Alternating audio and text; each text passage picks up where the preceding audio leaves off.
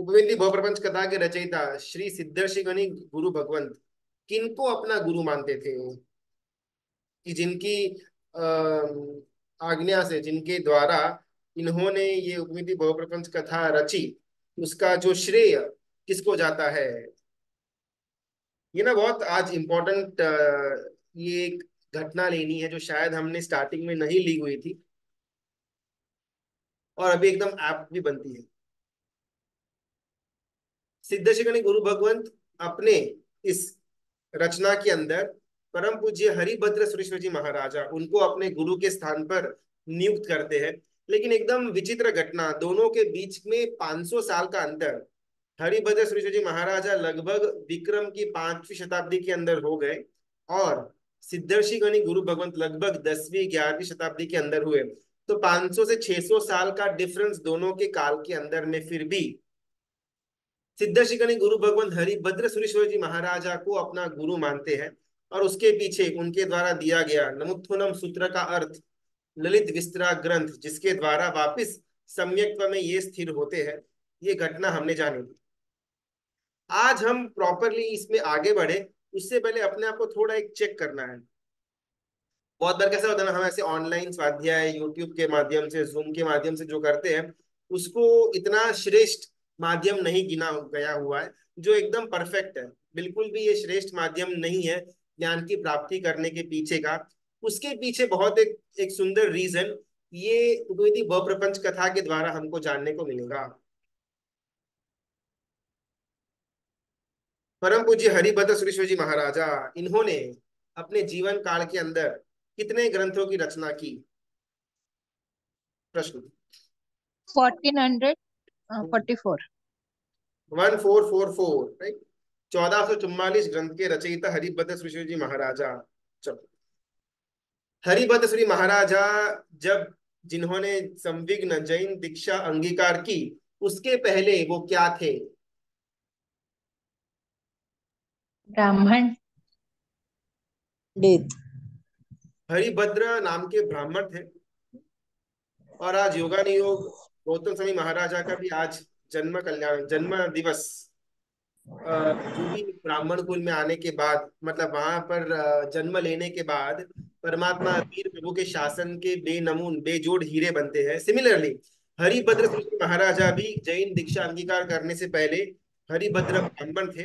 और एक विशेषता, विशेषता तो नहीं, लेकिन और एक उनका जो एक दोष था कि उस समय कट्टर जैन पंथ के द्वेषी थे।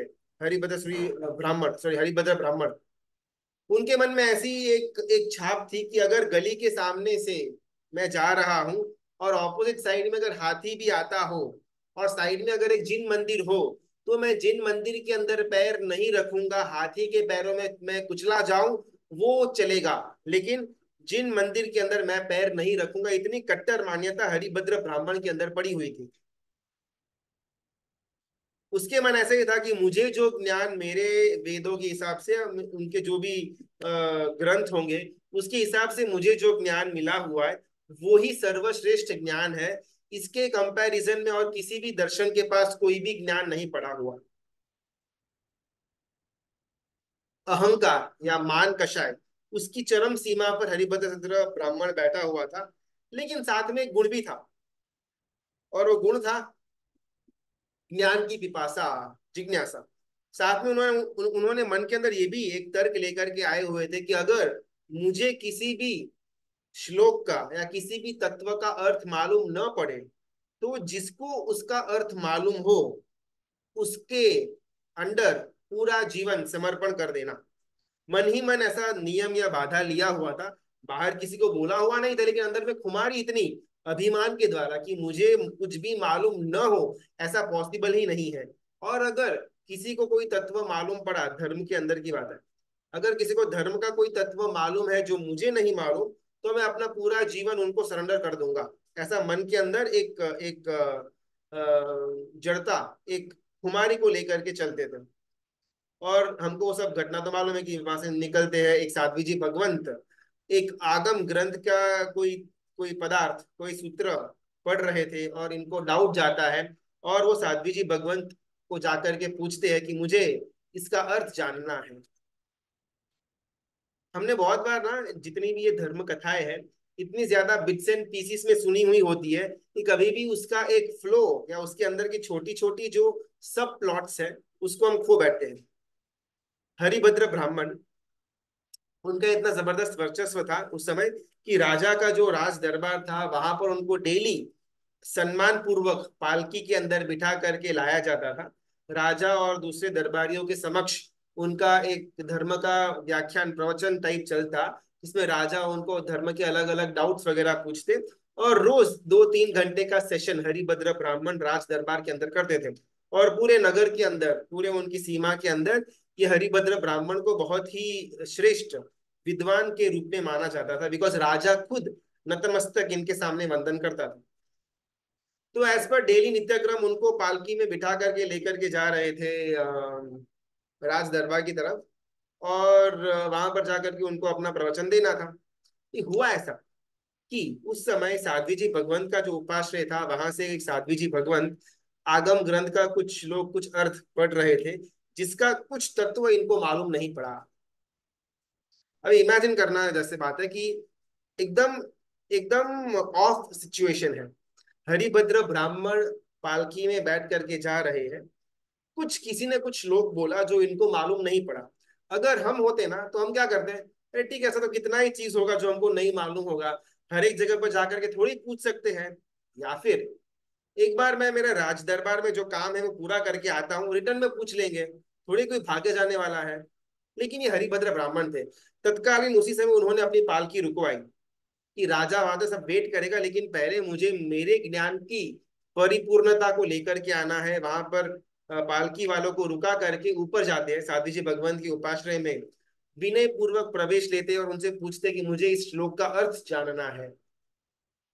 और साध्वी जी भगवंत कहते हैं कि देखो, अर्थ बताने की तो हमको अनुमति नहीं है, लेकिन कुछ ही दूरी पर हमारे गुरु भगवंत आचार्य भगवंत का उपाश्रय है, अगर आप वहां पर जाकर के उनसे विनंती करेंगे तो वो आपको अर्थ समझा पाएंगे। और हरिभद्र ब्राह्मण को वहां से बाहर निकलना पड़ता है। हम किसी ऑफिस के काम से निकले हुए हो, कुछ बड़ी मीटिंग हो हमारा, कोई बड़े क्लाइंट के साथ मिलने का हो, और उसमें हमको ऐसा लगे कि चलो एक बार परमात्मा के दर्शन करके निकलते हैं ताकि अच्छा हमारा मंगल हो। और हम परमात्मा के दर्शन करने के लिए मंदिर में गए और वहां पर गुरु भगवंत ने हमको कोई छोटा सा काम दे दिया, बोलो हमारी कितनी तैयारी होगी वो काम करने की। तुरंत से हमारे मुंह से निकल जाएगा कि गुरु भगवंत अभी नहीं, अभी अर्जेंट मेरा काम है, मेरी ये फलानी ये मीटिंग है, ये है वो है, अभी मैं नहीं कर पाऊंगा। आप बोलो तो शाम को या फिर कल मैं फ्री हूं, तब आकर के कर पाऊंगा, लेकिन अभी तो बिल्कुल मेरे पास समय नहीं है। अगर वहां पर कोई गुरु भगवान हमको बोले कि नहीं, आज एक आधा घंटा आप व्याख्यान में प्रवचन में बैठ करके जाओ, आज बहुत सुंदर पदार्थ आने वाला है, आपकी मीटिंग ये तो होती रहेगी, नहीं नहीं नहीं, मीटिंग में तो जाना पड़ेगा, ये प्रवचन सब होता रहेगा। हमारा ये स्टेटस है। और हरिभद्र ब्राह्मण का ये स्टेटस था। राज दरबार में उनको बुलाया गया हुआ है, राजा ने प्रॉपर फॉर्मेलिटी के तौर पर 4 बंदों को भेजा पालकी उठाने के लिए, उनको यहाँ पर लेकर के आने के लिए। पूरी राज दरबार में राजा समेत हर एक मंत्री उनका वेट कर रहे थे, और फिर भी हरिभद्र ब्राह्मण को क्या हुआ कि मुझे इस श्लोक का अर्थ जानना है। हमारे इस उपवेदी भवप्रपंच कथा के अंदर ना हमने एक स्टार्टिंग में पदार्थ लिया हुआ था कि जीव सम्यक्त्व के करीब जब सम्यक्त्व की प्राप्ति करता है, उस वक्त से उसका काउंटडाउन शुरू, मोक्ष मिलने का या फिर आखिरी भव तक के जो सफर है उसका काउंटडाउन सम्यक्त्व से शुरू होता है। ये हमने डिटेल में जाना हुआ है। सम्यक्त्व की पूर्व भूमिका में आता है ग्रंथि भेद, उसकी भी पूर्व भूमिका के अंदर आता है अचर्मावर्त से चर्मावर्त काल के अंदर आना, यानी कि लास्ट सर्कल की शुरुआत होना। सम्यक्त्व के अंदर हमने उसके अलग अलग लिंग, उसके अलग अलग दूषण भूषण के अंदर जाना कि श्रद्धा होनी परमात्मा के वचनों के ऊपर, ये वयावच का गुण होना, हमने थोड़ा डिटेल में जानने का प्रयत्न किया होता, लेकिन वो तो सम्यक्त्व की बात थी। सम्यक्त्व की भी पूर्व भूमिका के अंदर ये सिद्धर्षि गुरु भगवंत लिखते हैं, तत्व की जिज्ञासा वो प्रबल कारण है चर्मावर्त काल के अंदर आए हुए जीव के लक्षणों में से एक लक्षण था। अगर मुझे प्रामाणिकता से तत्व की भूख हो कि भन्ते किम तत्तम, तत्व क्या है, पदार्थ क्या है। मुझे जितनी जितनी तत्व की जिज्ञासा बढ़ती है अंदर से, उतना मैं चरमावर्त काल के नजदीक आया हुआ हूं। और बस अभी कुछ ही क्षणों के अंदर या कुछ ही समय के अंदर, कुछ ही भवों के अंदर मेरी सम्यक्त्व की पड़ आने वाली है। सम्यक्त्व तो भी बहुत दूर की घटना है।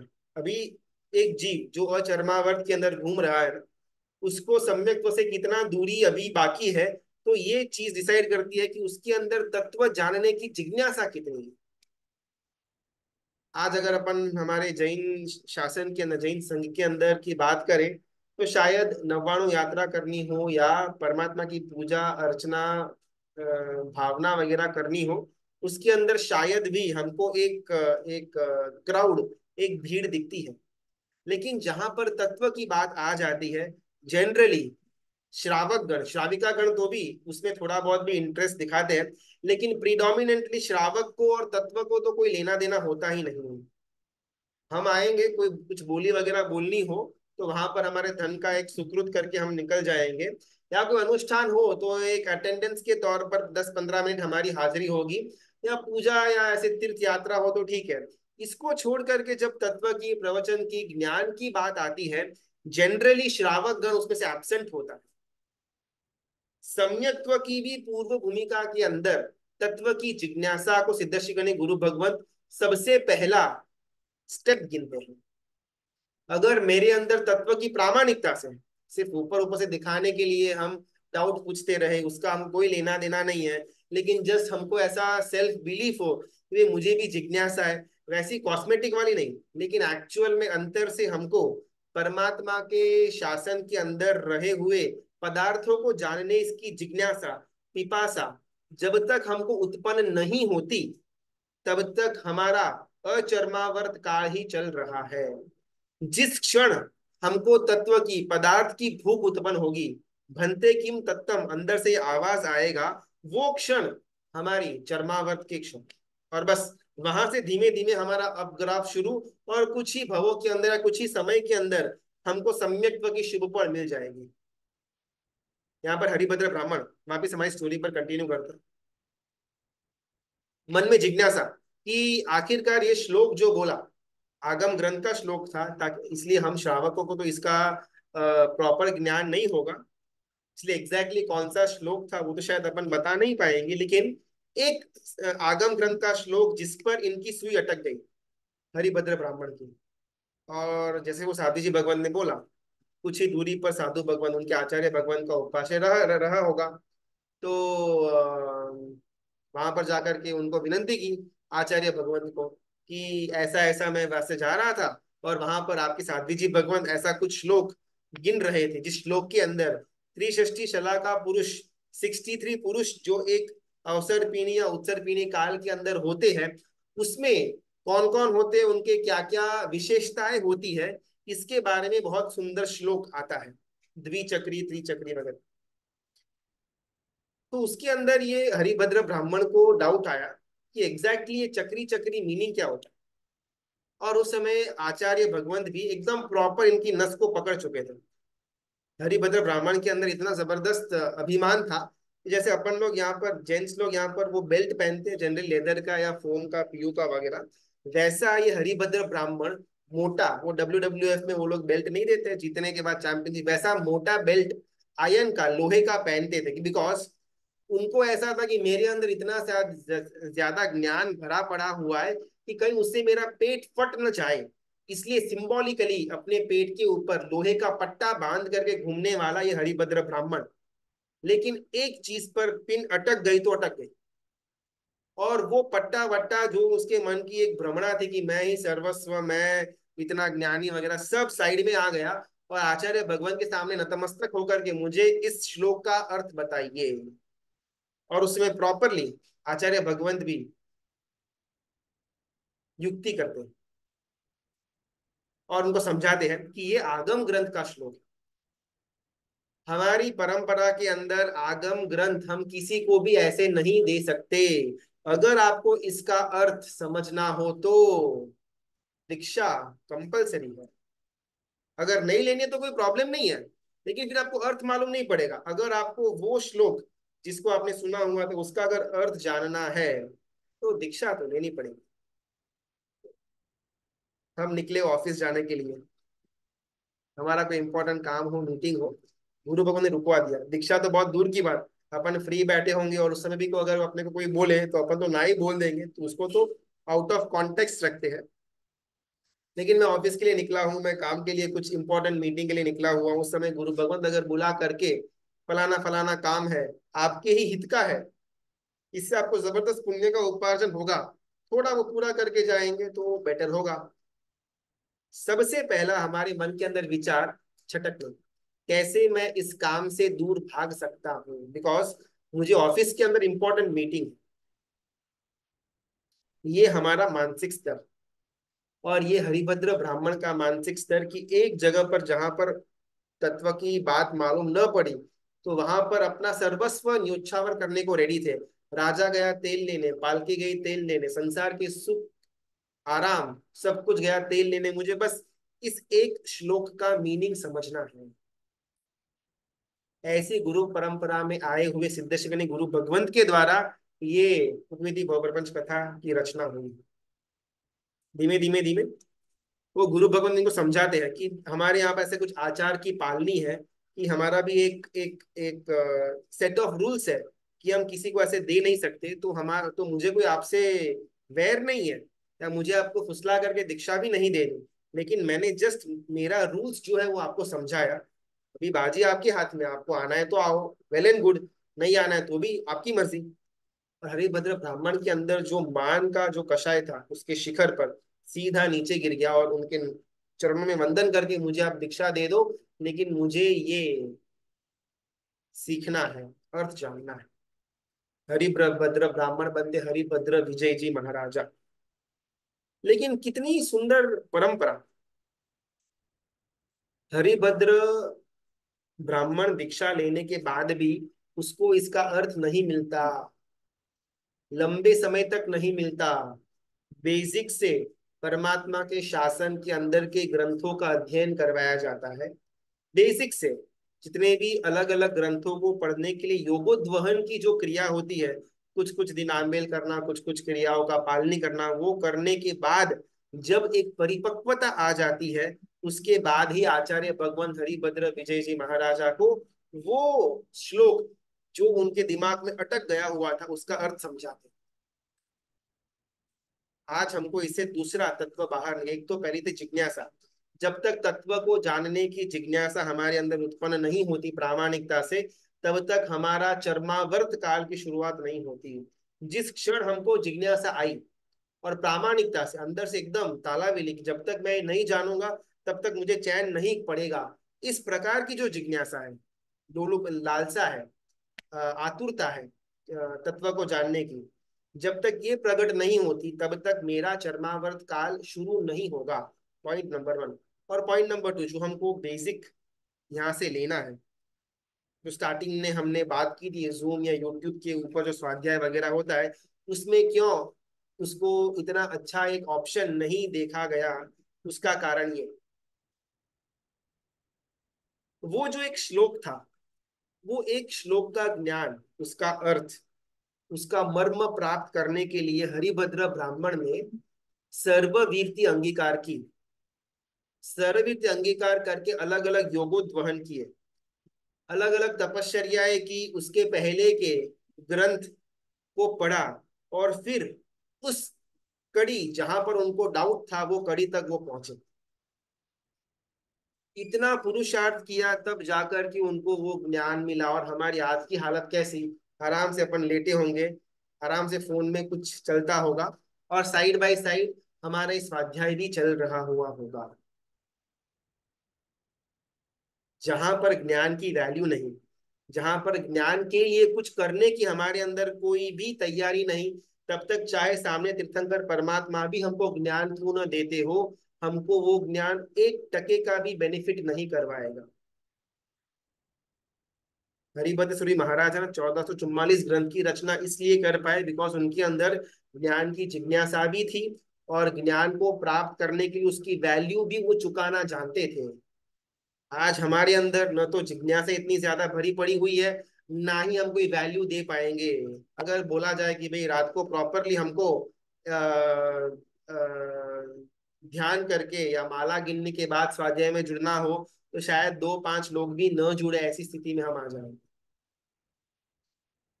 तो हमने ज्ञान एक एक ऑप्शन की तरह साइड में रखा हुआ है कि कुछ और नहीं है तो हम इसको ग्रहण कर लेंगे। लेकिन अगर इसके लिए हमको कुछ देना पड़े, पैसे की बात है, लेकिन इसके लिए अगर हमको कुछ करना पड़े, हमारा समय देना पड़े, या फिर हमको कुछ मेहनत करनी पड़े, तो वी आर नॉट रेडी। इस मानसिकता के साथ हम चाहे कितना भी धर्म ग्रंथ, धर्म की बातें सुन ले, हमारे अंदर परिवर्तन आने के चांसेस बहुत बहुत कम हो जाएंगे। जहां पर वैल्यू नहीं है, फिर चाहे सामने कितना भी सर्वश्रेष्ठ तत्व क्यों ना आए, अगर हमारे मन के अंदर उसके लिए वैल्यू नहीं है, तो वो तत्व हमारे अंदर किसी भी मात्रा का परिवर्तन लाने की सक्षमता नहीं रखता। कुछ कारण से हमको ये जूम वगैरह पर स्वाध्याय करना तो पड़ता है, लेकिन फिर भी मन में डंक के साथ हम सबको करना कि शायद हमारा दुर्भाग्य कि हमको और कोई बेटर ऑप्शन नहीं मिल पा रहा, जिस कारण से हमको इस प्रकार से परमात्मा की वाणी के तत्वों के पदार्थ जानने का एक एक मार्ग हमने चालू किया हुआ है। बिल्कुल भी श्रेष्ठ नहीं है, बिल्कुल भी उचित नहीं है ये, लेकिन कुछ और ऑप्शन न होने के कारण से हमको इसमें जुड़ना पड़ा। अगर मुझे इससे, ये जो हमारा जूम का प्लेटफॉर्म है, इससे बेटर ऑप्शन गुरु भगवान के साथ 1-on-1 वगैरह मिल जाए, तो इसको छोड़ने में एक सेकेंड की भी हिचकिचाहट मत रखो, because this is not the first option, ये हमारा लास्ट ऑप्शन है। जिस किसी को भी तत्व ज्ञान जानना हो, लेकिन कुछ और अवेलेबिलिटी है नहीं, सिर्फ उन्हीं भवी आत्माओं के लिए हम यहाँ पर ये जूम के ऊपर स्वाध्याय कर रहे हैं। बाकी बिल्कुल भी ये उचित नहीं है, ये दिमाग में एकदम बराबर क्लियर करके ही आगे बढ़ना। आज के 2 पदार्थ, ज्ञान की जिज्ञासा और वो ज्ञान प्राप्त करने के लिए हम क्या वैल्यू दे सकते हैं। जब तक ये दोनों चीजें क्लियर नहीं होगी, तब तक यहाँ पर चाहे कितना उत्तम तत्व भी क्यों न पिरोसा जाए, हमको ज्यादा वो बेनिफिट देने वाला नहीं है। अभी एक प्रश्न लेते हैं। मेरे पास 2 वस्तु है, ज्ञान, क्रिया, दोनों में ज्यादा इंपॉर्टेंट क्या, पहले क्या आएगा? ज्ञान आएगा, क्रिया आएगी? चलो, ज्ञान, क्रिया, क्रिया, ज्ञान। सबसे पहले क्या चीज का इंपॉर्टेंस ज्यादा है, और कौन सी चीज पहले आएगी? किसी को उत्तर मालूम हो ज्ञान। तो आपको अनम्यूट कर। ज्ञान पहले क्रिया। आए। क्या आएगा? ज्ञान। क्रिया प्रणाम क्रिया। गुरुजी। ज्ञान आएगा पहले। पहले ज्ञान ने પછી क्रिया। परमम नाणम तव दया, ज्ञानस्य फलम वीरति। ये सब कुछ को एक बार पैक करके साइड में रख देने जैसा है। बिकॉज जनरली मेजरली हम सबकी यही भ्रमणा होती है कि भाई ज्ञान पहले आएगा, ज्ञान का इंपॉर्टेंस ज्यादा है। लेकिन लेकिन जितने भी हम एग्जाम्पल्स देखेंगे ना, हर एक एग्जाम्पल्स के अंदर सबसे पहली क्रिया, क्रिया के बाद ज्ञान। एग्जाम्पल हरिभद्र ब्राह्मण का। हरिभद्र ब्राह्मण को ज्ञान चाहिए था कि मुझे फलाने फलाने श्लोक का अर्थ चाहिए। गुरु भगवान ने क्या बोला? पहले दीक्षा ले, क्रिया के अंदर आ, फिर ज्ञान आएगा। हम जितने भी आज ज्ञान का स्वाध्याय करते हैं, वो हर एक ज्ञान का अगर कोई उद्भव, कोई ओरिजिन पॉइंट हो, तो वो है तीर्थंकर परमात्मा के द्वारा गणधर भगवंतों को दी गई देशना, जिसको उन्होंने सूत्र और ग्रंथों के रूप में रूपांतरित किया, और जो हम तक पहुंचा। चाहे सूत्र हो या कोई भी आगम ग्रंथ के अंदर का पदार्थ हो, हर एक चीज का उद्भव, स्टार्टिंग पॉइंट, ओरिजिन पॉइंट यही था कि परमात्मा ने त्रिपदी दी, जिसके द्वारा गणधर भगवंतों के दिमाग के अंदर, मन के अंदर ज्ञान का विस्फोट हुआ। लेकिन वो कब हुआ? जब पर्षदा में बैठे हुए लोगों में से कुछ 11 लोग खड़े हुए, परमात्मा के सामने सर्ववीरति की याचना की, परमात्मा ने उनको दीक्षा दी, वासक्षेप उनके ब्रह्म रौद्र पर डाला, और उस समय ज्ञान की प्राप्ति हुई। पहले क्रिया या पहले ज्ञान? गुरुजी, एक गुरु भगवंत ने बताया था कि जो ताम्रली तापस का एग्जांपल लेके कि वो क्रिया करते थे, एम्बिल करते थे, एक अन्न से उसको 21 बार धोना, फिर उसके बाद उसको ग्रहण करना, ऐसे क्रिया करते थे। फिर भी वो खाली देवलोक तक ही गए क्योंकि उनकी क्रिया शुद्ध थी, लेकिन सम्यक ज्ञान नहीं था। क्रिया तो तो जमाले की भी शुद्ध थी, लेकिन मिथ्या तो पड़ा हुआ था। हमने ना एक्चुअल में यहाँ पर क्रिया पर ज्यादा भार इसके लिए दिया बिकॉज जनरली हम सबके मन के अंदर ज्ञान का महत्व इतना जबरदस्त आगे बढ़ा हुआ है कि क्रिया को हम सबने बहुत गौण कर दिया हुआ है। एक्चुअल में दोनों पैरेलली चलेगा। जैसे साइकिल होती है ना, तो साइकिल को चलाने के लिए फ्रंट व्हील भी चाहिए और बैक व्हील भी चाहिए। अगर फ्रंट व्हील नहीं है तो अकेला बैक व्हील के ऊपर साइकिल नहीं चलेगी, और सिर्फ फ्रंट व्हील है, बैक व्हील नहीं है, तो भी साइकिल तो नहीं चलेगी। लेकिन यहाँ पर जानबूझ करके हमने क्रिया के ऊपर प्रभाव, प्रेशर ज्यादा इसके लिए दिया बिकॉज जनरली हम सबके मन के अंदर ज्ञान ज्ञान और ज्ञान उसकी महत्वता इतनी ज्यादा बढ़ गई हुई है कि कहीं पर भी क्रिया में जुड़ने का हमको भाव ही नहीं होता। मैंने आज इतना स्वाध्याय किया, मैंने आज इतना तत्व का चिंतन किया, अभी मैं चाहे सामयिक करूं या ना करूं डजेंट मैटर, मैं समता के अंदर हूँ। मैं प्रतिक्रमण करूं या ना करूं, मुझे तो कोई पाप का बंद ही नहीं हुआ, मेरी तो निर्जरा चालू ही है। मैं रात को खाना खाऊं या ना खाऊं, मुझे तो कोई राग द्वेष है ही नहीं। हम इतनी ज्यादा इतनी वो ज्ञान की एक उल्टी धारा के अंदर चले जाते हैं कि बहुत बार हमसे क्रिया गौण हो जाती है।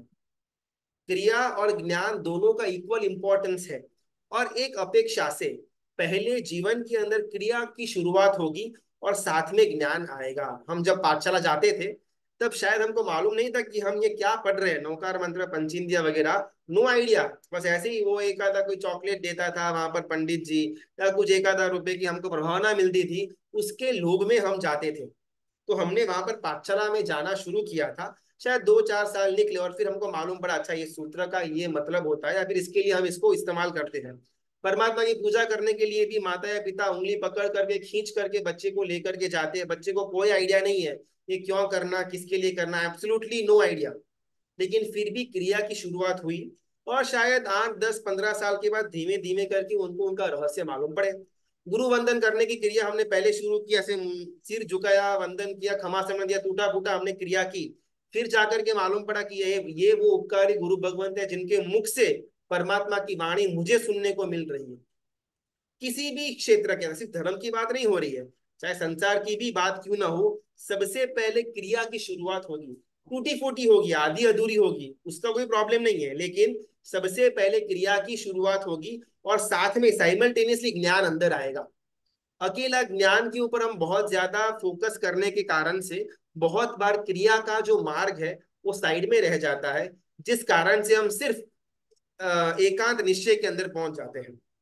चलो इसका अपन एक और एग्जांपल लेते हैं।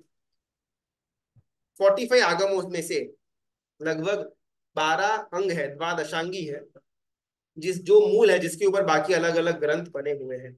सबसे पहला अंग कौन सा?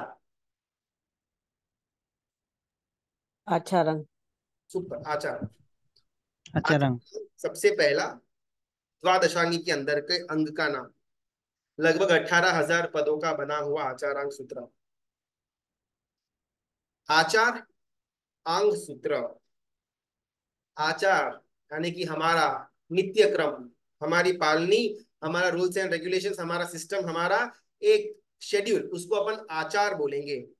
ऐसे आचार का ज्ञान देने वाला सूत्र इज इक्वल टू आचारांग सूत्र, सबसे पहला। बाकी सारे के सारे बाद में, भगवती सूत्र बाद में, सुयोगदान सूत्र बाद में, ज्ञाता धर्म कथांग सूत्र बाद में, दृष्टिवाद तो बहुत बाद में, ये सब कुछ बाद में आएगा, चलेगा। सबसे पहला आचार के बारे में बात। जहां तक हमारा आचार जब तक ठीक नहीं होगा तब तक बाकी जितने भी हम अंग या आगम के अर्थ या पदार्थ जानते रहेंगे, उससे हमारा कोई भी प्रोग्रेस नहीं होने वाला है एज आत्मा।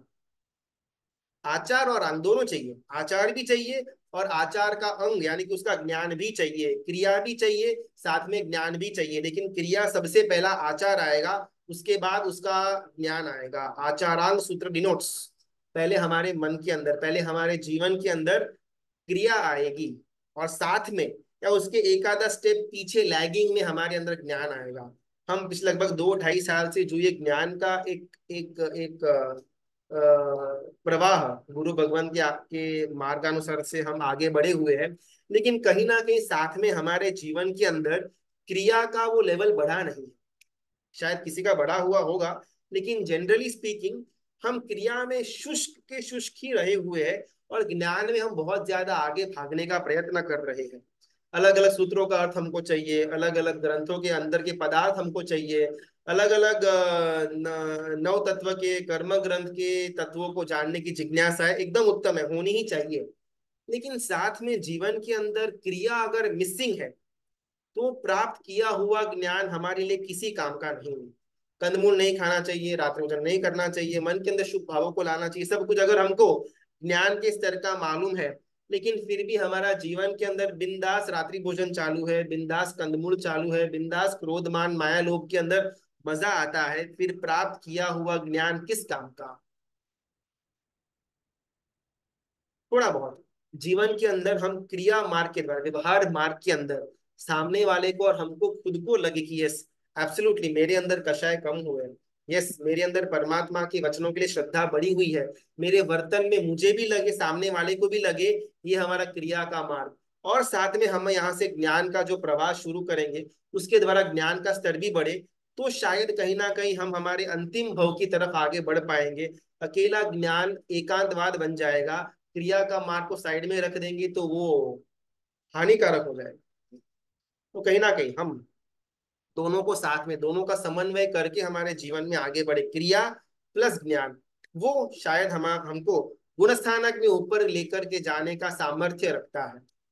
पहले ज्ञान फिर क्रिया, परमम नाणम तवोदया, ज्ञानस्य फलम वीरति, ये सब कुछ एक अपेक्षा से बोला गया हुआ है। जिसके जीवन में क्रिया हल्की फुल्की शुरू हो चुकी हुई है, उसके लिए ये सारे के सारे श्लोक इम्प्लीमेंट होते हैं। मैं रात को खाता हूँ, मैं रात को घूमता हूँ, मुझे मजा भी आता है, और फिर मैं यहाँ पर आकर के धर्म की या तत्वों की बातें सुनूं, उसको चिंतन करूं, उसमें मेरे को मजा आए, ये सिर्फ और सिर्फ हमारा कानों का राग है। हमारे श्रोतेंद्रिय नाम का जो इंद्रिय है, उसकी आसक्ति को हम पूर्ण कर रहे हैं, बाकी कोई अंदर हमारा ज्यादा फायदा नहीं हो रहा। प्रामाणिकता से भले हमारे लेवल का हो, एकदम से हम आज आज का अपने को एकदम दीक्षा के भाव नहीं आने वाले हैं, और नहीं भी नहीं आएंगे, लेकिन स्टेप बाय स्टेप हमारे लेवल का, हमारी शक्ति का स्टेप बाय स्टेप का इम्प्रूवमेंट क्रिया के अंदर और व्यवहार के अंदर हो, तो ही हमने ज्ञान को सही सम्यक रूप से पाए प्राप्त किया हुआ है। हमारी पाप की दुनिया एज इट इज खड़ी रहे और ज्ञान का यहाँ पर उपार्जन करते रहे, वो बिल्कुल भी उचित नहीं है। इसी एक कारण के द्वारा शायद ये जो हम यूट्यूब या जूम वगैरह माध्यम से जो हम स्वाध्याय करते हैं, जहां पर सामने श्रोता जनों के अंदर क्रिया का व्यवहार का कितनी शुद्धि आई हुई है, इसको पहचानने का कोई हमारे पास तरीका नहीं बचता, बस ज्ञान की एकांत की बातें चलती रहती है। इसके लिए इसको लास्ट ऑप्शन में रखा हुआ है। गुरुजी, जी इधर क्रिया यानी यही उपवास करना, एकासना करना, वही क्रिया है या और कोई क्रिया बता रहे आप? क्रिया बहुत सुंदर, व्हाट इज क्रिया? तप करते हैं, शरीर को कष्ट देते हैं, उसको क्रिया कह सकते हैं। तो अगर नौकर से करेंगे तो उसको क्या कहेंगे? छोटी क्रिया, मिनी ऑफकोर्स क्रिया। क्रिया ही होगा। एग्जैक्टली जितना भी हमारे मन वचन और काया, स्पेशली काया से जितना भी कुछ जो चीज होती है, उस सबको क्रिया ही कहा जाएगा। भले मैं संसार का कोई काम करूं, घर के अंदर का कोई काम करूं या ऑफिस के अंदर का कोई काम करूं, वो भी क्रिया है। सामायिक भी क्रिया है, प्रतिक्रमण भी क्रिया है, परमात्मा की पूजा भी क्रिया है, गुरु वंदन भी क्रिया है, नौकासी भी क्रिया है, उपवास भी क्रिया है, चौबियार भी क्रिया है, माला भी क्रिया है, एन नंबर ऑफ क्रिया हमारे पास है। लेकिन हमको हमारे लेवल का, हमको जितना उचित लगे, चलो मैं कल का कल शायद मासक श्रमण नहीं कर पाऊंगा, मेरी कोई ताकत है ही नहीं, लेकिन कल का कल मैं रात्रि भोजन का त्याग करके चौबियार या तिवियार के अंदर तो सेटल डाउन हो ही सकता हूँ। कल का कल शायद मैं एकासना नहीं कर पाऊंगा, लेकिन कल का कल मैं नौकार की शुरुआत तो कर सकता हूँ। कल का कल शायद मैं 6 के 6 विषयों का त्याग तो नहीं कर पाऊंगा, लेकिन मिनिमम के अंदर अभक्ष्य अनंत का त्याग तो मैं कर सकता हूँ। तो मेरी कैपेसिटी का, मेरी शक्ति का जितना भी हो सके उतना मैं मेरे क्रिया के अंदर जाऊं और साइमल्टेनियसली ज्ञान के अंदर आगे बढ़ूं, वो ही राजमार्ग है। एक श्लोक जो हरिभद्र ब्राह्मण ने सुना हुआ था, त्रिशष्टि शलाका पुरुष के वर्णन का, एक श्लोक के अर्थ को प्राप्त करने के लिए हरिभद्र ब्राह्मण को जैन दीक्षा अंगीकार करनी पड़ी। आज तक हमने न जाने यहाँ पर एटलीस्ट एसएफएम के अंदर भी कितने सारे ग्रंथों का, श्लोकों का वगैरह हमने अर्थ घटन किया हुआ होगा, सूत्रों के अर्थ हमने पहचाने हुए होंगे, लेकिन हमारे मन के अंदर दीक्षा तो बहुत दूर की बात, एक सामायिक करने तक की भी हमारे अंदर एक पुरुषार्थ पैदा नहीं हुआ। एक श्लोक का अर्थ का मूल्य हरिभद्र ब्राह्मण ने अपना संसार का त्याग उसको वैल्यू के अंदर तोल दिया, और हम इतना तत्व जानने के लिए एक सामयिक, एक माला, परमात्मा की एक भावपूर्ण चैत्य वंदन या देव वंदन, इसके अंदर भी हमको आगे बढ़ने का मन नहीं होता, तो किस प्रकार गुणस्थानक में आगे बढ़ पाएंगे। इसलिए आज स्पेसिफिकली हमको ये पॉइंट रखना था कि सिर्फ एकांत ज्ञान के अंदर आगे बढ़ने का जो हमने 2 साल से प्रयत्न कर रहे हैं, उसमें कहीं ना कहीं रीथिंकिंग करके side by side individual level पर अपनी शक्ति के हिसाब का, सब लोग ऐसा ही करें ऐसा कोई आग्रह नहीं है, लेकिन मेरी जितनी शक्ति है उस शक्ति के हिसाब का मैं धीमे धीमे मेरे संसार के अंदर क्रिया मार्ग में परिवर्तन लेकर के आऊं, ये अनिवार्य बन जाएगा। गुरुजी अभी 1-1 घंटे का पचकान करते हैं तब नहीं होता है, तो वो भी क्रिया में गिनाए। सुपर है। देखो हमेशा ना यथाशक्ति तब करने की बात है। मुझे भी मासिक शमन करने का बहुत मन है, लेकिन मैं जानता हूँ कि मेरे अंदर न मन के अंदर शक्ति है न बॉडी के अंदर शक्ति है कि मैं मासिक शमन कर पाऊं। अगर ये शक्ति न होने के बाद भी खींच खींच करके तप करूं और मन के अंदर रौद्र ध्यान आता रहे, तो वो तप मुझे दुर्गति में लेकर के जाने वाला होगा। तो हमेशा तपश्चर्या यथाशक्ति करने की बात आती है। आपकी शक्ति है वहां तक जाना, शक्ति से एकदम आगे निकल करके बहुत खींच खींच करके भी नहीं करना, और शक्ति के हिसाब का कम भी नहीं करना। अगर मैं उपवास नहीं कर पाता तो 2-2 घंटे के लिए अगर मैं 15 घंटा टोटल दिन भर के अंदर गंसी का पचखान, मोटी सी का पचखान लेता हूँ, सर्वश्रेष्ठ है। मेरे लेवल का, मेरे शक्ति का जितना हो सके उतना मैं करूंगा। बिकॉज जब तक हमारे व्यवहार के अंदर, क्रिया मार्ग के अंदर हम शुद्धता को लेकर के नहीं आएंगे, तब तक हमने पाया हुआ ज्ञान हमको कितना उतरा हुआ है ये हम जान नहीं पाएंगे। हमने कर्म ग्रंथ के लिए लगभग पिछले 30-40-50 दिनों से हम स्वाध्याय कर रहे थे। कर्म ये, कर्म वो, मोहनीय ये, उसके अलग अलग टाइप, उसका ये बंध का कारण, उसका निर्जर का, सब कुछ हमने पढ़ा। ये सब कुछ जानने के बाद भी अगर मुझे आज भी रात को खाने के अंदर बिल्कुल भी झिझक महसूस न होती हो, तो सारा का सारा कर्म ग्रंथ पढ़ा हुआ मेरा एकदम बिल्कुल वेस्ट है, जीरो है। तो कहीं ना कहीं हमारी शक्ति का जितना भी हो सके उतना हम तप के मार्ग का हो, क्रिया के मार्ग का हो या शुभता के मार्ग में हम कोई नोटिसेबल चेंज लेकर के आए, वो बहुत अनिवार्य बन जाए। हाँ, कल का स्वाध्याय ना अपलोड नहीं हुआ है, कुछ डिले हो गया था। हम टुमारो, कल के दिन, आज का और कल का दोनों का अपलोड कर देंगे। गौतम स्वामी महाराजा। हाँ, बहुत बार ना कैसा होता है, जो लोग एकदम पाप के एक्सट्रीम स्केल पे खड़े हुए हो, उनका बहुत फास्ट ट्रांसफर हो जाता है शुभता के अंदर। आज ही बहुत सुंदर एक पदार्थ जानने को मिला हुआ था कि पानी के अंदर एक एक पानी का लोटा है। वीर परमात्मा में अपने किसी ग्रंथ के अंदर इस बात का उल्लेखन करते हैं, मेरे हाथ में एक था डायमंड, रत्न था, और एक हाथ में पतासा था। दोनों को मैंने पानी के अंदर डाला, डायमंड जो था, रत्न जो था, वो पिघल गया, और पतासा गीला हुए बिना पानी से बाहर आया। शायद हमको कभी भी ये अपनी इसको एक्सेप्ट ना कर पाए, लेकिन इस घटना से बहुत सुंदर पदार्थ बाहर निकल करके आता है कि जिसके अंदर जबरदस्त पाप भरा हुआ हो, या जो जबरदस्त कषाय के अंदर भरा पड़ा हुआ हो, या दोषों के शिखर पर बैठा हुआ इंसान भी क्यों ना हो, लेकिन अगर इन सबके जीवन के अंदर कोई भी एक गुण अगर वो टॉप लेवल तक लेकर के गए हुए हैं, तो वो एक गुण के अंदर की ताकत है कि बाकी के 1000 दोषों को चकनाचूर कर दे। हरिभद्र ब्राह्मण हो जिसके अंदर मान जबरदस्त था, वो मान ने ही उनके मान का चकनाचूर किया। मैं इतना पढ़ा हुआ कि अगर मेरा कोई भी डाउट सॉल्व कर दे तो मैं कंप्लीटली उसको सरेंडर हो जाऊंगा। सेम सेम गौतम स्वामी महाराजा भी जब वो ब्राह्मण के वेश के अंदर थे, 500 शिष्यों के गुरु थे, इतना जबरदस्त अपने आप को सर्वज्ञ मानते थे कि I am something, I am everything. मेरे सामने कोई टिक ही नहीं सकता, मेरे अंदर जितना ज्ञान है, ओ हो, मेरे जैसा दूसरा कोई ज्ञानी हो ही नहीं सकता। इस मान के, अहंकार के, ईगो के शिखर पर बैठे हुए थे। लेकिन जिस क्षण परमात्मा वीर प्रभु का दर्शन हुआ, सीधा मान नीचे।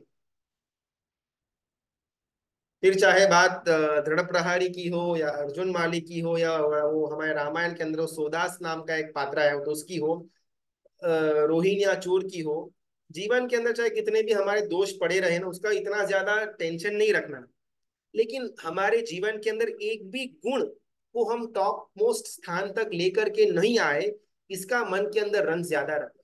भले मेरे अंदर 10 दोष है, मुझे मालूम भी है, आई अग्री मेरे अंदर है, लेकिन अगर एट द सेम टाइम मेरे अंदर किसी भी एक गुण, चाहे विनय का हो, वयावच का हो, ज्ञान की पिपासा का हो, क्रिया मार्ग की रुचि का हो, परमात्मा की भक्ति का हो, कोई भी एक गुण अगर मेरे अंदर टॉप मोस्ट स्थान पर पड़ा हुआ है, तो वो एक गुण की ताकत है कि बाकी हर एक दोषों को चकनाचूर कर दे।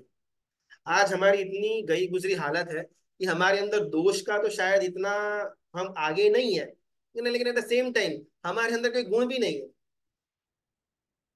न दोष है हमारे अंदर, न गुण है, बस हम पतासे की तरह एकदम सॉफ्ट है, लेकिन फिर भी पानी में अभी तक घुलना आता नहीं है। और जो रत्न एकदम कड़क है, लेकिन फिर भी पानी में डालने पर रत्न पिघल जाता है, पतासा नहीं पिघलता। हम वो पतासे की हालत में पड़े हुए, बिकॉज अंदर में गुण की कमी है। एक गुण, हमको भी दो दो चार छह आठ गुण नहीं चाहिए, अगर एक भी गुण हमारे अंदर है, इसको विकसवर हमने किया हुआ है, उसके अंदर ताकत है कि वो सारे दोषों को दूर कर सकती है। गौतम स्वामी महाराजा की अपना उनका पूरा एक जीवन कथा, जीवन चरित्र कुछ आने वाले दिनों के अंदर लेने का प्रयत्न करेंगे। लेकिन आज खास करके उनका आज जन्म कल्याणक जन्म दिवस आज आता है, जिस कारण से शायद गौतम स्वामी महाराजा के अंदर जो अनंत गुण का भंडार था, उनका थोड़ा स्पर्शना हम कर पाए। इस कारण से एक घटना हमने ली। आने वाले दिनों के अंदर गौतम स्वामी गुरु महाराजा जी। के बारे में हम पूरी कथा लेने का प्रयत्न करेंगे। हो सकते गुरु जी। हाँ, प्रणाम गुरु जी। मुझे ये पूछना था, अभी आपने कहा ना कि पतासा पानी में नहीं घुला, डायमंड घुल गया। वो थोड़ा सा एक जरा सा वापस एक्सप्लेन कर, लाइक किस हिसाब से, लाइक। ना। देखिए जनरली ना, वो पतासा एकदम सॉफ्ट रहता है, उसको पानी के अंदर डालेंगे तो पतासा तो घुल ही जाएगा, शक्कर की चाशनी का वो बना हुआ रहता है। और हीरा, उसको अपन कितना भी पानी के अंदर डालेंगे वो तो बिल्कुल पिघलने नहीं वाला, ये नॉर्मल सिनेरियो के अंदर होता है ऐसा। लेकिन परमात्मा ने अपने ग्रंथ के अंदर इसका बिल्कुल विपरीत लिखा हुआ था कि उन्होंने एक हीरे को पानी के अंदर डाला और हीरा बिल्कुल पानी के अंदर पिघल गया, और पतासे को पानी के अंदर डाला तो पतासा गीला हुए बिना बाहर आया, जो कभी हो नहीं सकता। लेकिन इसके पीछे उनका कहने का ये मतलब था कि जो एक्सट्रीम पाप आचरणा करते हैं, जो एक्सट्रीम दोषों के अंदर पड़े हुए रहते हैं, जब उनका संपर्क धर्म तत्व के साथ होता है, एकदम से उनके दोष विलीन हो जाते हैं। हरिभद्र ब्राह्मण हो, सिद्धसेन दिवाकर सूरी महाराजा हो, गौतम सिंह महाराजा हो, अर्जुन माली हो, दृढ़ प्रहारी हो, रोहिंग्या चोर हो, ऐसे तो बहुत सारे हमारे पास एग्जाम्पल्स आते रहेंगे। ये सब के सब क्या था, दोषों के अंदर, हिंसा के अंदर, पाप की आचरणा के अंदर, कषायों के अंदर एकदम एकदम एक्सट्रीम एंड पर खड़े थे। लेकिन एक बार धर्म तत्व के साथ संपर्क हुआ, पानी के साथ संपर्क हुआ, तो पानी में घुल मिल गए। और हम इतना कुछ दोष लेकर के हम नहीं बैठे हुए हैं। कंपैरेटिवली जो हरिभद्र ब्राह्मण के पास था कि मैं इतना ज्ञानी, मैं इतना मान सम्मान वगैरह, हमारे अंदर शायद उतना तो नहीं होगा। या अर्जुन माली की तरह हम डेली 7 लोगों का खून तो नहीं करते होंगे। या सोदास की तरह हम डेली मनुष्य के मांस का भक्षण तो नहीं करते होंगे। तो हमारे जीवन के अंदर दोष बोलो या एक कषाय या पापों की तीव्रता इतनी ज्यादा नहीं है। लेकिन फिर भी हम अभी भी पानी के अंदर घुल नहीं पाए, बिकॉज हमारे अंदर गुणों की कमी है। पतासा यानी कि एकदम सॉफ्ट वाले हम, जो बहुत ज्यादा पाप से कड़क नहीं हुआ है, लेकिन उसको धर्म तत्व पानी मिलने के बावजूद भी वो पतासा पिघल नहीं पाया, और वो बिना पानी को टच किए हुए बाहर आ गया, और रत्न अंदर गया जो एकदम कड़क रहता है, फिर भी वो पानी में घुल गया। तो इसके अंदर से हमको लेना ही है कि दोष या पाप या कष्ट चाहे जितने भी हो, अगर एक गुण को हमने प्रॉपर विकसित किया हुआ है, तो एक गुण की ताकत है बाकी के हर एक दोषों को बाहर निकालने की। भन्ते क्यों, भन्ते किम तत्तम। गंधर्व भगवंत जब तीर्थंकर परमात्मा के सामने दीक्षा की याचना करते हैं, तब दीक्षा की याचना करने के बाद वो परमात्मा को समोसण के अंदर ही 3 बार प्रदक्षिणा देते हैं। पहले एक बार दी प्रदक्षिणा, उसके अंदर उसके एंडिंग में परमात्मा को प्रश्न पूछते हैं कि परमात्मा तत्व क्या है, हंते किम तत्तम। और परमात्मा उपमेय वा, सेकेंड टाइम में विगमेय वा, थर्ड टाइम में ध्रुवई वा। तो 3 बार गंधर्व भगवंत परमात्मा से प्रश्न करते हैं कि भंते किम तत्तम, और उसके उत्तर के रूप में परमात्मा सिर्फ 3 ही शब्द बोलते हैं, उपमेय वा, विगमेय वा, ध्रुवई वा। बस ये त्रिपदी के आधार के ऊपर द्वादशांगी की रचना अंतर मुहूर्त के अंदर गंधर्व भगवंत अपने गंधर्व नाम कर्म के विस्फोट के कारण से करते हैं। तो स्टार्टिंग में प्रश्न आया भंते किम तत्वम, तत्व क्या है, तत्व की जिज्ञासा। जब तक हमारे अंदर वो तत्व की जिज्ञासा जागृत नहीं होती, ज्ञान की पिपासा, तब तक हमारा चरमावर्त काल की शुरुआत नहीं होती। स्तोत्र का अर्थ क्या था गुरु जी? हाँ, वो एक्चुअल में ना जो याकिनी महत्तरा साध्वी जी भगवंत जिस श्लोक का अध्ययन कर रहे थे, अभी एग्जैक्टली वो संस्कृत का श्लोक तो मुझे नहीं मालूम, लेकिन उसका अर्थ ये आता है कि त्रिशति शलाका पुरुषों के अंदर 24 तीर्थंकर होते हैं, 12 चक्रवर्ती होती है, 9 वासुदेव, 9 प्रतिवासुदेव और 9 बलदेव होते हैं। इनकी संख्या आती है कि चक्री इतने, द्विचक्री इतने, वासुदेव इतने, वगैरह वगैरह। तो उनको एग्जैक्टली वो समझ में नहीं आया हरिभद्र ब्राह्मण को कि व्हाट इज त्रिषष्टि शलाका पुरुष एंड व्हाट इज चक्री बकरी एंड ऑल। तो उनको वो डाउट आया और वो आचार्य भगवान के पास पूछने के लिए गए। एग्जैक्टली ये संस्कृत का श्लोक है, मुझे वो ध्यान में नहीं है। सर प्रणाम। हाँ, सर ऐसा रहता है कि हम लोग अगर भवी जीव है लेकिन अमुक काल चक्र तक हम लोग अगर मोक्ष में नहीं गए अभवी हो जाते हैं क्या? नहीं नहीं नहीं, ये भव्य भव्य और अभवी जीव ना, वो जीव का स्वभाव है, वो कभी भी चेंज नहीं हो सकता। जो भवी जीव है वो भवी ही रहने वाला है, और जो अभवी जीव है वो अभवी ही रहने वाला है। दोनों के अंदर कभी भी ट्रांसफर पॉसिबल है ही नहीं। भले चाहे कितना भी समय निकल जाए, अनंत समय भी क्यों ना निकल जाए, लेकिन भवी तो भवी ही रहने वाला है, अभवी अभवी ही रहने वाला है। Thank you. इसमें एक और जाति भव्य नाम का एक कॉन्सेप्ट आता है, शायद हमने पहले भी क्लियर किया हुआ था। जाति भव्य यानी कि वो जीव जिनके अंदर मोक्ष में जाने की एक एक परिपक्वता तो है, लायकात तो है, लेकिन वो जीव कभी भी अनंत काल में एक बार भी निगोद से बाहर आने वाले है ही नहीं। तो ऑब्वियसली हम तो जाति भव्य के अंदर नहीं आएंगे, हम तो या तो भवी होंगे या अभवी होंगे। लेकिन एज अ होल 14 राजलोक के अंदर के रहे हुए जीवों की बात करें तो तीसरी भी एक कैटेगरी ऐड होती है जिसको बोलते हैं जाति भव्य, यानी कि वैसे जीव जिनके अंदर मोक्ष में जाने की लायकात तो पड़ी है, लेकिन अनंत काल में कभी भी वो निगोद से बाहर आने वाले है ही नहीं। गुरुजी चूंकि हम गिरिराज पे गए हैं तो वो भवितव्यता वाला पॉइंट तो अभी अपने लिए एप्लीकेबल है ना, कि कहीं ना कहीं तो भवी है, भले अभी अवस्था नहीं आई है लेकिन सही। निगोज में जाके वापस नहीं पड़े रहेंगे। देखो, पर शत्रुंजय तीर्थाधिराज की हमने स्पर्शना करी हुई है, ये भाव स्पर्शना की बात हो रही थी। द्रव्य स्पर्शना उसको थोड़ा वेटेज कम दिया गया हुआ है। लेकिन इसके पहले कभी बहुत एक अच्छा गुड न्यूज वाला ये आता है कि अगर मुझे मेरे बारे में प्रश्न होता है कि भाई मैं भवी हूं या अभवी, तो 100% मैं भवी हूँ। इसका बहुत ओके। सुंदर एक दृष्टांत आता है कि अगर कोई बालक तोतला, वो बोल नहीं पाता, इसको वैसे उसको लगता है, और वो छोटा सा बालक अपनी दादी माँ को बोलता है कि दादी माँ, क्या मैं गूंगा हूं या मैं बोल सकता हूँ। ये प्रश्न ही खुद का उत्तर है, दादी माँ को उत्तर देने की जरूरत नहीं है। सिमिलरली जब मुझे प्रश्न होता है कि मैं भवी हूं या अभवी, दैट मीन्स कि कहीं ना कहीं मेरे अंदर मोक्ष की एक एक आस्था पड़ी हुई है। अभवी जीव के अंदर मोक्ष नाम के तत्व के अंदर कोई श्रद्धा ही नहीं होगी कि मोक्ष एकदम बेकार है, टाइम पास है, एकदम हम्बक चीज है। वो अभव्य जीव की विचारधारा होगी। अगर मुझे अपने आप के लिए प्रश्न होता है एम आई भवी या अभवी, दैट मीन्स कि कहीं ना कहीं मैं मोक्ष नाम के तत्व के अंदर आस्था रखता हूं। तो अगर मुझे प्रश्न होता है, दैट इटसेल्फ डिनोट्स कि मैं भवी जीव हूँ। सिर्फ अभवी जीव को कभी भी प्रश्न नहीं होगा कि मैं भवी हूं या अभवी, बिकॉज उसके मन के अंदर मोक्ष नाम का तत्व होगा ही नहीं, उसके लिए कोई विचारना ही नहीं होगी। Thank you. જાણવાની ઈચ્છા બહુ થાય છે। सूर्यास्त ने चौबिया टाइम एक केवाय किया था नहीं, सूर्यास्त और चौबिया बहुत सुंदर प्रश्न है। सूर्यास्त का और चौबियार का समय एक है, अलग अलग। अतिचार के अंदर ना सातवें भोग भोग नाम का जो जो अतिचार है उसके अंदर आता है, लगभग वेलाए बाड़ू कीधु दिवस वीणो के शिरारो। लगभग वेलाए बाड़ू कीधु यानी कि लगभग समय हो चुका हुआ था और हमने चौबियार या तिबियार का पचखान लिया। तो लगभग यानी क्या? फॉर एग्जाम्पल 6 बजे का सूर्यास्त है, तो लगभग कब तक आएगा? 5:55, 5:50, 5:59, 6:01? नहीं, सूर्यास्त का जो समय है उसके 2 घड़ी पहले ही हमारा चौबियार का पचखान हो जाना चाहिए, उसमें हमको फुल लाभ मिलता है।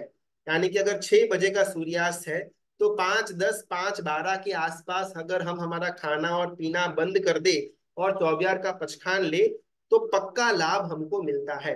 जितना हम टूवर्ड्स 6 बजे हमारा जाता है समय और फिर हम चौबियार का पचखान लेते हैं, उतना उतना लाभ हमको कम मिलता है। और दूसरा, हमको उसमें अतिचार लगता है लगभग वेला का, कि लगभग समय होने को आया हुआ था और हमने चौबियार का पचखान लिया।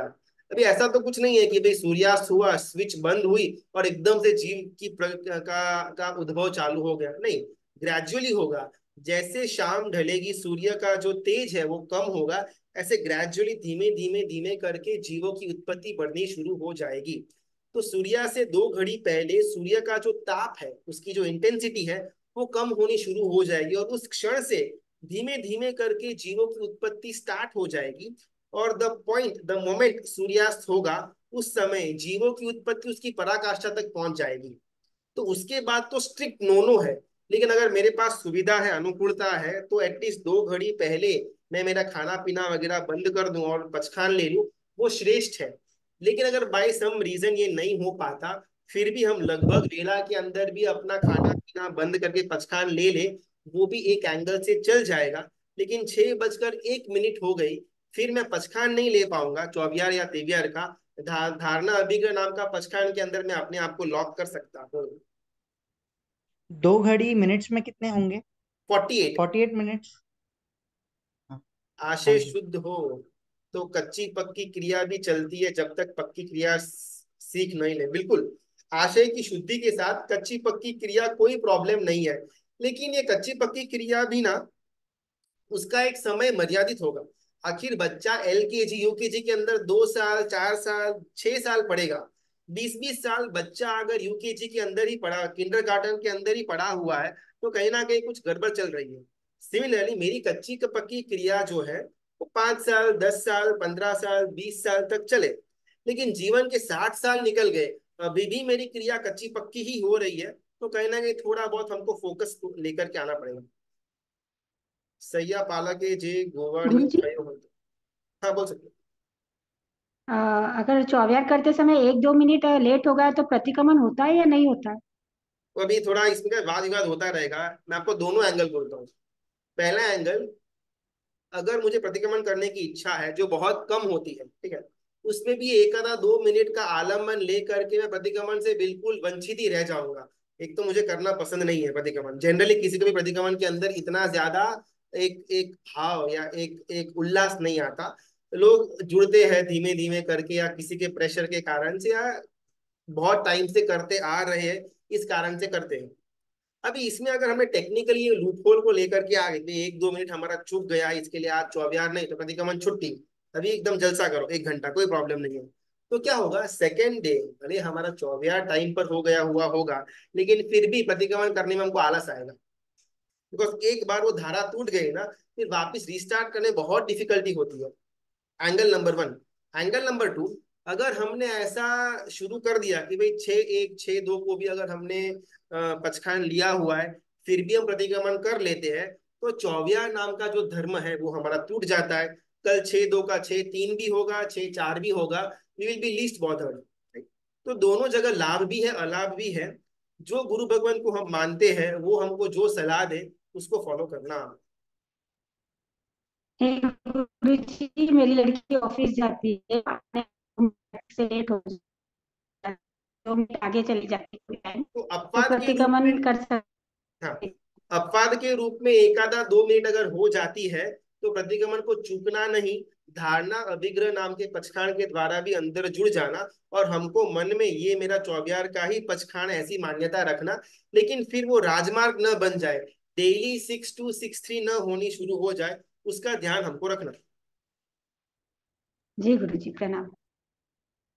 पता सा जैसा बन नहीं है, मतलब त्रिपदी का तो यहाँ पर ना एक उपमा दी गई हुई थी, उम्मीद थी बहुप्रपंच कथा के अंदर एक्चुअली उपमा के द्वारा ही समझाने में आता है, तो यहाँ पर भी ये उपमा वाला एक दृष्टांत था कि जो रत्न डायमंड होता है ना, वो पत्थर है एक्चुअल में, तो वो बहुत कठिन रहता है, हार्ड रहता है, पानी के अंदर डालेंगे तो वो पिघलने वाला नहीं है, और पतासा एकदम सॉफ्ट सॉफ्ट रहता है, चाशनी वाला। उसको अगर डालेंगे पानी के अंदर तो वो तो बहुत ही कम मिनटों के अंदर घुल मिल जाए, पिघल जाएगा, जनरली ऐसा होता है। यहाँ पर जो रत्न है, डायमंड है, उसकी कंपैरिजन पापी जीव या दोषों के अंदर पड़े हुए हो, या जिसके अंदर बहुत जबरदस्त मात्रा का कषाय हो, जिसको हम एकदम पापी की टैगलाइन दे सके, उनको यहाँ पर डायमंड के अंदर रखा गया हुआ है, बिकॉज कषाय जबरदस्त है, पाप एकदम नक्कर सॉलिड करते हैं।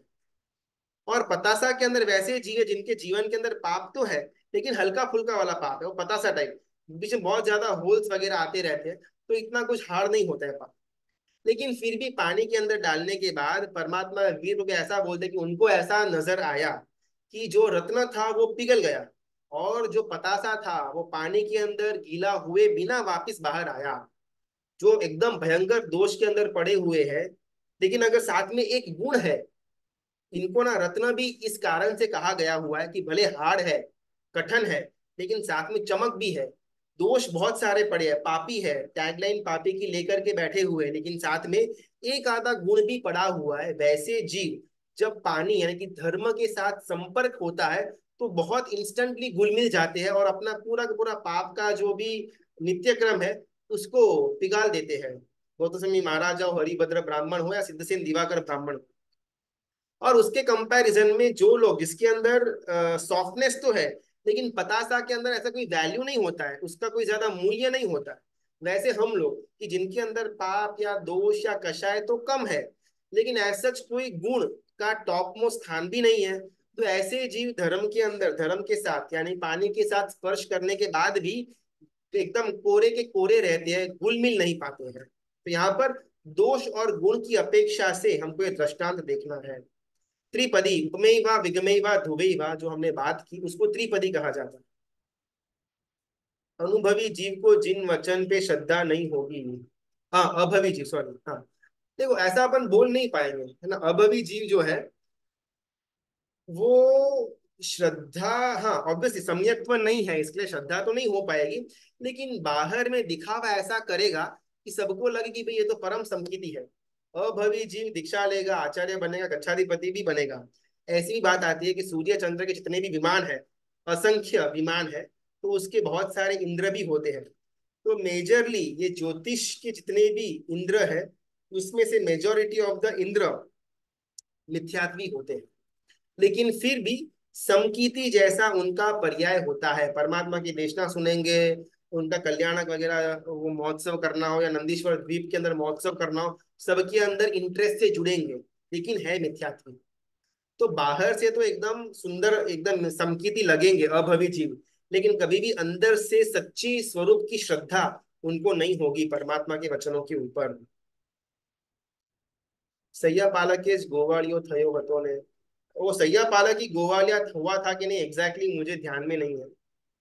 मुट्ठी ची पचकान कैसे पालते हैं, वो ऐसे अंगूठा अंदर डालने का, मुट्ठी करने की, 3 नौकर गिनने का, और हमने पचखान पाल लिया, और वापिस हमको पचखान बंद करना हो तो पानी पीना था, फिर खाना वगैरह जो खाना था उसको पूरा करने के बाद वापिस हाथ जोड़ कर करके गंसी का पचखान ले लेंगे, तो वापिस से हमारा पचखान शुरू। इसमें एक खूबी क्या है, 30 डेज, ठीक है, डेली हम 3 टाइम खाना खाते हैं, ठीक है? तो 1 घंटा 1 घंटा 1 घंटा, दिन का 3 घंटा हमने पचखान खोला ऐसा, और बाकी का मेजोरिटी ऑफ द टाइम अगर हम मुट्ठी सी या गंसी के पचखान के अंदर रहते हैं, और ये धारा अगर हम 30 डेज तक कंटिन्यूअसली करते हैं, तो कितने फल की प्राप्ति होती है। तो बात आती है 28 दिन, कंटिन्यूअसली 28 दिन उपवास करने के द्वारा जो पुण्य की प्राप्ति, जो फल मुझे मिलता है, एग्जैक्टली वो सेम टू सेम फल मुझे 30 डेज कंटिन्यूअसली घंसी का पचखान लेने के द्वारा होता है। तो खुद परमात्मा को देखा हो तो भी अभवी जीव भवी नहीं बनते हैं क्या? बिल्कुल भी नहीं। अभवी क्या, अभी क्या है ना, एक आम का गुठली है और एक है ऑरेंज का सीड बीज। तो आम की गुठली को अगर अपन बोएंगे तो आम का ही पेड़ आने वाला है, उसमें कभी भी ऑरेंज का पेड़ आने वाला है ही नहीं। सिमिलरली ऑरेंज का सीड डालेंगे तो ऑरेंज का पेड़ आएगा, आम का पेड़ नहीं आएगा। बिकॉज वो बीज के अंदर का जो तत्व है वो आम का पेड़ ही लेकर के आएगा, या फिर वो ऑरेंज का पेड़ ही लेकर के आएगा। अपन कितना भी उसके अंदर केमिकल ट्रीटमेंट करे, ये करे वो करे, लेकिन वो बीज के अंदर का जो स्वभाव है, गुणवत्ता है, वो आम का पेड़ लाने की ही है और इसके अंदर ऑरेंज का पेड़ लाने की ही है। सिमिलरली अभवी जीव के अंदर गुणवत्ता कभी भी मोक्ष रूपी मार्ग में आगे बढ़ने की होती ही नहीं। तो कितना भी तीर्थंकर परमात्मा उसको वन ऑन वन देशना दे दी, उसके मन का डाउट्स को क्लियर करे, लेकिन वो बीज ही ऐसा है कि उसमें से कभी भी मोक्ष रूपी फल बाहर निकल ही नहीं सकता। हाँ रचना बन, वो समय हो गया, आखिरी एक लेकर ये प्रणाम गुरुजी। एक गंठी सी पचखन आप जो बता रहे थे वो क्या होता है? अभी समझो कि मैंने सुबह नौकार सीखी, ठीक है, तो लगभग 7, 7:30 बजे मैंने नौकार सी पाली और पानी पीना या नाश्ता वाश्ता मैंने करना था वो कर लिया। अभी नेक्स्ट 2 घंटे या 3 घंटे तक मैं न खाने वाला हूँ या और न ही पीने वाला हूँ पानी। तो मैं क्या करूंगा, गंसी मुटिसियम पचकाई पचखामी अनथना भोगनम सहसा गायन महत्रा गायन सबसे में वो सिरामी वाला पचखान ले लूंगा और मन में धारणा करूंगा कि अभी 8 बजे है, तो 11 बजे तक नो पानी नो खाना, तो 3 घंटे का मेरा मुंह बंद।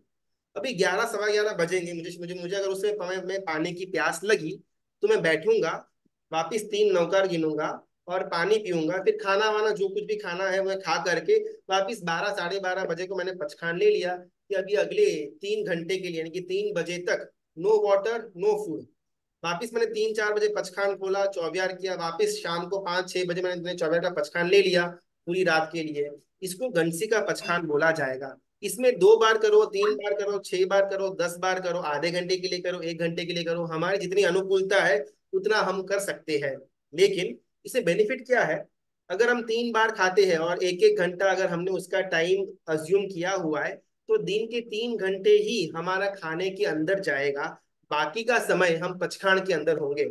और यही चीज अगर 30 दिन तक चली आएगी तो 30 दिन हर एक दिन 3-3 टाइम खाने के बावजूद भी हमको 28 दिन उपवास करने का फल की प्राप्ति होती है। एकदम इजी वे है, पेट भर के खाओ पियो, 2 बार 3 बार 4 बार नो प्रॉब्लम। बीच के समयों के अंदर पचखान गंसी के अंदर आ गए तो अपूर्व लाभ मिलता है। लेकिन मैं गुरुजी तो कितना टाइम इसका से यही पचखान, लेकिन क्या बोलती हूँ कि मैं 2 घंटे तक कुछ भी खाऊंगी पीऊंगी, ये मैं धारणा करती हूँ, और फिर धारणा अभिग्रह पचखाई पचखामी वो मैं बोलती हूँ। वो भी तो चलेगा, वो धारणा सेम का ही भी, है। करेक्ट, धारणा का भी चलेगा, और गंसी का भी हाँ, चलेगा। और मुझे गन दूसरे क्लास में एक टीचर है, वो उन्होंने ऐसे बताया, मैं इतना टाइम से मुट्ठी सी लेती थी कि मुट्ठी सिम पचखाई पालने के लिए कुछ तो भी वो श्लोक ऐसे कुछ बोले थे कि पचखान पालते हैं ना, जैसे उद्यान में कैसे पचखान पालते पासियम हैं, पालियम तो तिरियम साहिब जी किटियम, कैसे बोलते हैं। हाँ, ऐसा कुछ उन्होंने बोला था कि ये नहीं बोलेंगे और पालेंगे ना तो एक एक उपवास का ऐसे आलोचना आती है। तो फिर मैं तो कितना टाइम से मुट्ठी से या धारणा अभिग्रह ऐसा ही करती हूँ, इसीलिए मैंने वो क्वेश्चन किया था कि कैसे करेक्ट। पालते हैं, यानी कुछ बोलना रहता है कि खाली नौकार गिन के नहीं पाल नहीं नहीं, सकते हैं? कोई भी पचखान हो, नौकारसी का हो, उपवास का हो, एकासना का हो या बैसना का हो, पचखान पाने के टाइम पचखान उपवास या एकासना या बैसना करियो तिविया पचखान फासियम पालियम सोयम तिरियम किटियम आराहियम जमचन आराहियम तत्सम इच्छामि दुक्कड़म, ये बोल के 3 नौकर गिनने के बाद ही पालने का रहता है जनरली। लेकिन बहुत लोगों को इसके बारे में मालूम नहीं होता है, और जो शुरुआत में जी धर्म के अंदर प्रवेश करते हैं ना, तो बहुत ज्यादा लोड लगता है कि एक तो पचखान लो, फिर पचखान पालने के लिए अलग से सूत्र को याद करो, फिर 3 नौकर गिनो, इससे तो अच्छा है हम पचखान ही नहीं करते हैं। तो ये सब उन जीवों के लिए जिनका ऑलरेडी एक नित्य क्रम चला आया हुआ है और उनको आगे बढ़ना है, वो ये फॉलो करे, सर्वश्रेष्ठ है। जो नए नए जुड़े हुए हैं, अभी अभी गंसी शुरू किया हुआ है, फिर इतना रूल्स एंड रेगुलेशंस को लेकर के आ जाएंगे ना, तो 2-4 दिन के अंदर हमारी गाड़ी बैठ जाएगी, ठीक है। तो हमारा जैसा लेवल है वैसा हमको धर्म करना।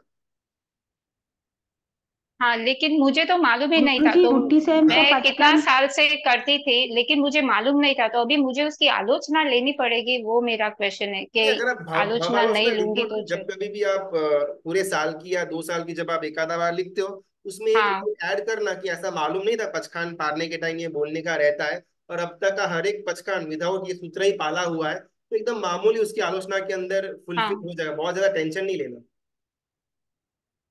अच्छा ठीक है, धन्यवाद।